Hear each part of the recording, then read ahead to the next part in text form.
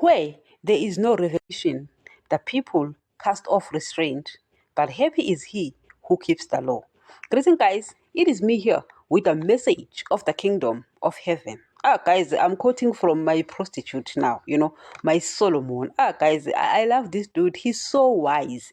Even Daddy, he said that no one on earth will ever be as wise as you, Solomon. And the guy is so wise. Don't mind me calling him prostitute. It's because he had 700 concubines. I mean, guys, give me a better word. Give me a better name to call him. I can't find any.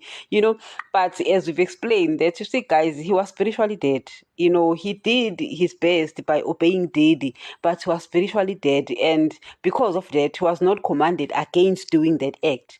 But if he was spiritually alive, he wouldn't have done this nonsense. This is nonsense in the making, believe me when I tell you. But I love this dude. He's so wise. So today I'm quoting from him because, you see, I wanted us to speak about vision. In fact, this translation, it's the New King James Version. It says, where there is no revelation, the people cast off restraint. Other translation puts it like, where there is no vision, the people cast off restraint.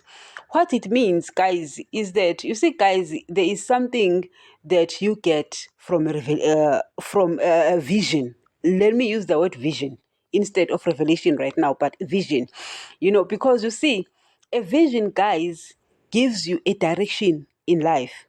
A vision tells you of your destiny. It tells you of your destiny. So when you lack vision, you obviously will cast off restraint, meaning that you will start doing things that are wrong because you don't know where you are going. I was speaking about the problem that human beings have, which is the problem of myopia. Human beings have this disease. I call it a disease of myopia. They are short-sighted, you understand? Because whatever they plan is only for this earth, and everything ends on this side for them. It's amazing that people who go to church, who have heard Jesus' words, are also like that. You understand? They are planning, they've got dream car, dream house, dream husband, dream wife, dream business. And I'm like, that's it. Is that it? You are so short-sighted, myopic. You understand? Because if you have met Jesus, if you know Jesus, you should see afar. Guys, I love Paul's revelation when he says, no eye has seen, no ear heard, no mind has conceived the things God has prepared for those who love him. And Jesus says, I'm going to build mansions for you. You understand? Jesus is asking them to get rid of this disease of myopia, of seeing here. That's what people, guys, human beings, guys, are lousy. Human beings are lousy. And you blame me when I say that. They are lousy. If you have a dream house, you are lousy. You are short-sighted. If you have a dream car, you are lousy. You are short-sighted. If you have a dream wedding, you are lousy. You are short-sighted. If you have a dream business, you are lousy. You are short-sighted. If you have a dream career, you are lousy. You are short-sighted. Come to Jesus. He will open your eyes and you will see afar. Guys, and you will see afar. In other words, guys, your tomorrow will be on that other side. Paul says, fix your eyes on things above, where your Lord is. Guys, let me stop. Once I start quoting Paul, I never stop because that dude understood what Jesus came to do. Guys, he says, I count it all a loss. Everything, I count it all rubbish. Just because I know Jesus. Guys, it's like Paul when he saw Jesus, it's like that was the end of it. Guys, and it's true. Once you know that dude, guys, it's the end of it. But that's not what I'm talking about here. What I'm talking about here, guys, is a vision. A vision, because it says that where there is no vision, people cast off restraint. And it's true. How so, guys? You start doing wrong things because you are myopic. You start doing wrong things because you are short-sighted. You can't see afar. You guys, when you see a person, before I get to that, guys, there is a man-made vision and there is also a God vision. So let's start with a God vision, because that one is important, and that one is actually the superior one. Let's look at my Lord. You see, guys, Jesus came down here on earth to give us the blood. You need to get that. The main reason he came down here was giving us the blood. Obviously, without giving us teachings, that blood would have been useless, because we'll sin again and we'll die. So he had to get rid of sin. You understand? Now, him giving us blood would have done half part, half job. So the teachings we needed in order to remain obeying him, thus remain spiritual alive. You understand? Because Adam died spiritually because of disobeying him. You understand? So even if he does give us the blood, without the teachings, we'll die again, because we won't be able to control the flesh, because he took care of the spirit part. So our spirit became recreated, but our flesh, nothing happened to it. So we need his teachings in order to deal with our flesh. You understand now where the teachings come from? That's why, guys, I stick to the teachings, because if you want to remain spiritually alive, you need Jesus' teachings, not church's teachings, but Jesus' teachings. You understand? I don't want us to waste each other's time here debating about church's teachings. They are not important. They are not going to help you one way or the other. It's Jesus' teachings that will help you. That is if you want to make it to his kingdom. You say, guys, let me explain something. Sometimes you'll think I'm harsh, I'm hard. I'm not. I just want to make sure that my communication is clear.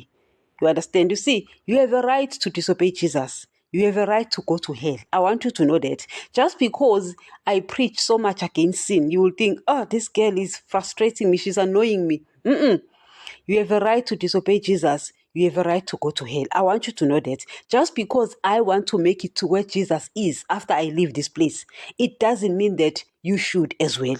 So I'm preaching to people who says, you know what, I also want to make it to where Jesus is. So let us not waste each other's time and speak about church's beliefs, because church's beliefs won't take us to where Jesus is. It's Jesus' beliefs that will take us to where he is.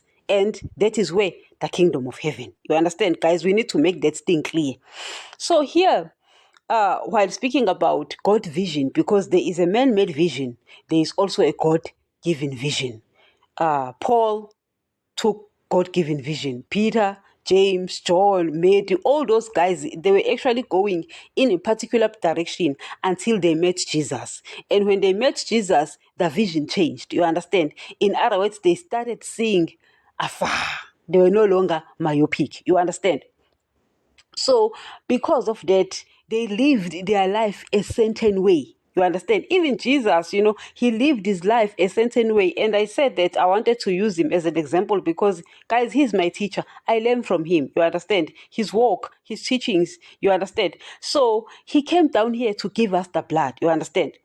And remember that he gave us the blood at the end, at age 33 and a half. You understand? Just when he was living. Meaning, prior that, he had to make sure that that blood is still clean. He had to make sure, because if he sins, he will die spiritually as well. And if he dies spiritually, he can't make it to the cross. So that vision of getting to the cross, he says, I think it's the Gospel of John 17, where he prays and he says, Father, I've done A, B, C, and D. Now, for this reason, I came here on earth to go. You understand? Meaning to go to the cross. So now I'm going to the cross. You understand? So he came down here to just go to the cross. That's what he came here to do. So Judas Iscariot was very important, because he was the guy who will take him there. And he did. The guy did a great job by taking Jesus straight to the cross. You understand? So Jesus came down here to give us what, guys? The blood. You understand? In other words, Jesus had a vision all his life as a teenager, guys, as a baby. I don't know how daddy spoke to him, because, guys, we can never really fathom the makeup of Jesus. It's God in the flesh. You understand? Guys, it's Emmanuel in the flesh. You understand? So obviously, he had the Holy Spirit from dad. So daddy obviously kept speaking to him, rebuking him. I don't know. You understand? Because he's also a God, a son indeed, but a God nevertheless. You understand? So all those years, he entered the age of teenagehood, and then he entered that adult stage, up until the time he left. So he had a vision, so he couldn't do wrong things. Why? He had to make sure that blood was spotless. He had to make sure, because guys, it says that he fought against sin to the point of shedding blood. You understand? He had to make sure that he had to make sure that blood is spotless. You understand? What I'm trying to say is that he was strict. He had values. He had principles that compelled him to live the way he lived. Why? Because of that vision. You understand? Paul, Peter, James, John, Matthew, Mark, Nathaniel, all these guys, you understand? When they met Jesus, they all received a God-given vision. Therefore, their lives changed. You understand? I don't know, this generation, they go to church, yet they remain the same, and you sit and you like, I wonder who you met. I wonder who you know, but it's not Jesus. I wonder who you know. But one thing I'm sure of, it's not Jesus though. Because once you know Jesus, your vision will change and you will see afar. Why? Jesus will give you a brand new vision. Guys, he did it with me.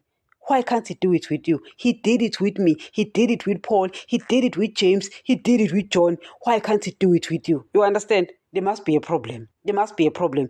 Guys, if you are going in a particular direction that you were going before you met Jesus, there's something wrong. Let me tell you, if you are still in career and your direction is career, and you were going there before you met Jesus, and still after knowing Jesus you're still going there, there's something wrong. Believe me when I tell you.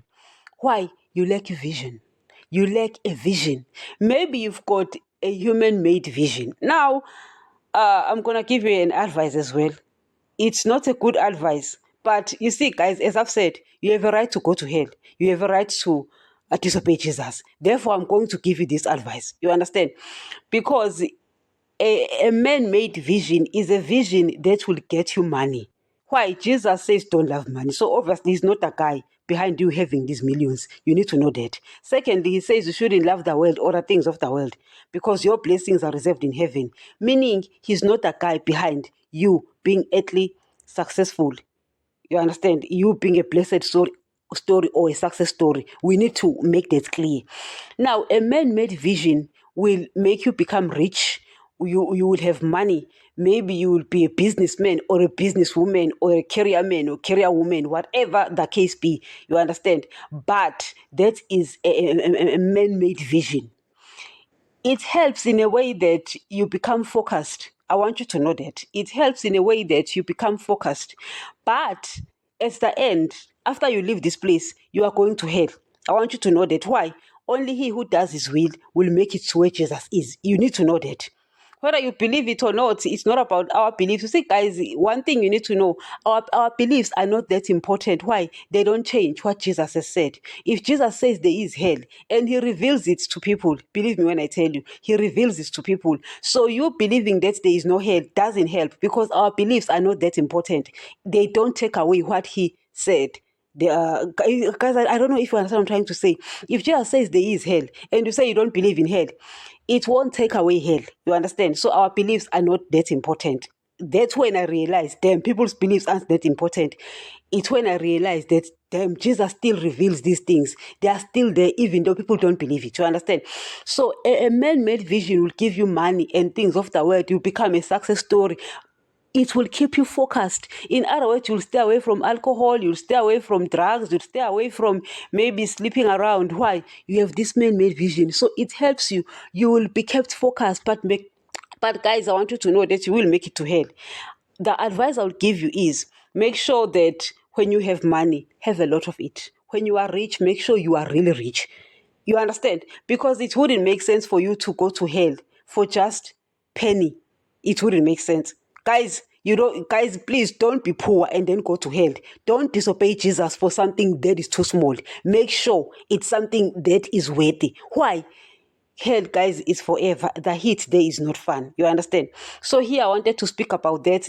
Guys, you see, you find people acting anyhow, doing anyhow. It's because they lack what? a vision. So a vision is powerful because it keeps you in a particular direction and it keeps you in this narrow road. You understand? You become so strict, to yourself, no one else. You understand? That's a vision, guys. The power of vision. Until next.